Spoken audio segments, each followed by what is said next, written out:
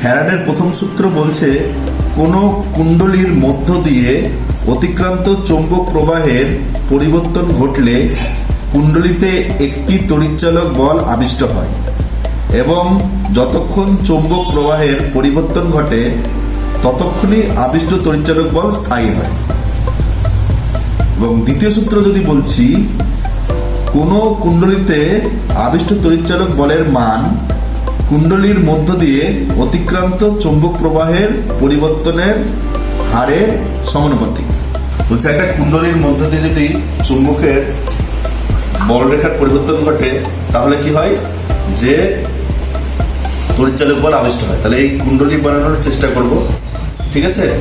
এবং কুণ্ডলী বানিয়ে আমরা যে কুণ্ডলী বানানোর জন্য একটা পিভিসি পাইপ নিয়েছি, একটা কপার ওয়্যার নিয়েছি, একটা টেপ নিয়েছি, কিছু 10টা নিউটনিয়াম ম্যাগনেট ছোট ছোট দিয়েছি, তাকে জুড়ে একটা ম্যাগনেট তৈরি করেছি, দুটো অ্যালিগেটর ক্লিপ নিয়েছি, আর নিয়েছি বাল্ব নিয়েছি, আর নিয়েছি দুটো তার, একটা কালো একটা সাদা। তো এইটা দিয়ে আমরা প্রথমে কি তৈরি করব? প্রথমে আমরা কুণ্ডলী তৈরি করবো। কুণ্ডলী তৈরি করার জন্য আমরা তারটাকে এভাবে পিভিসি পাইপে এভাবে জড়িয়ে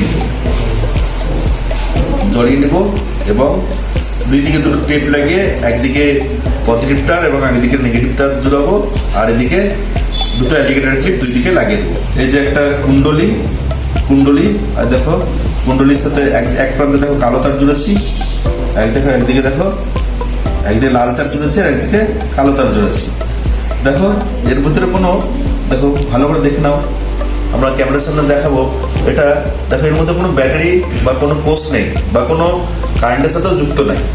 তো আমরা এখানে চুম্বকের বলরেখার পরিবর্তন করে দেখবো যে চুম্বকের বলরেখার পরিবর্তন করবো এবং দেখবো যে সত্যি তড়িৎচালক বল আবিষ্ট হচ্ছে কিনা।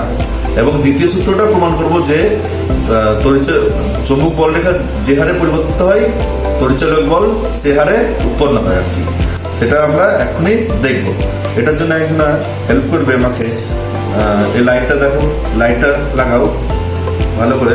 আর দেখো আমরা ভালো করে আরেকবার দেখে নাও, এখানে কিন্তু কোনো কোষ যুক্ত নাই বা কোনো কারেন্টের সাথে যুক্ত নাই। আমরা শুধু এই ম্যাগনেটটার সাহায্যেই আমরা দেখবো যে এখানে তড়িৎচালক বল আবিষ্ট হচ্ছে এবং লাইটটা জ্বলছে। তড়িৎ ছাড়া তো কোনো লাইট জ্বলবে না। আমরা দেখবো যে এর বল রেখার পরিবর্তন হবে আস্তে আস্তে এবং বল রেখার পরিবর্তন হবে এবং লাইটটা জ্বলবে।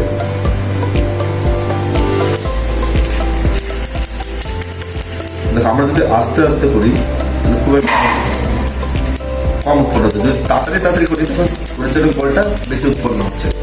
এটাই হচ্ছে আমাদের ফ্যারাডের প্রথম সূত্র আর দ্বিতীয় সূত্রের এক্সপেরিমেন্ট।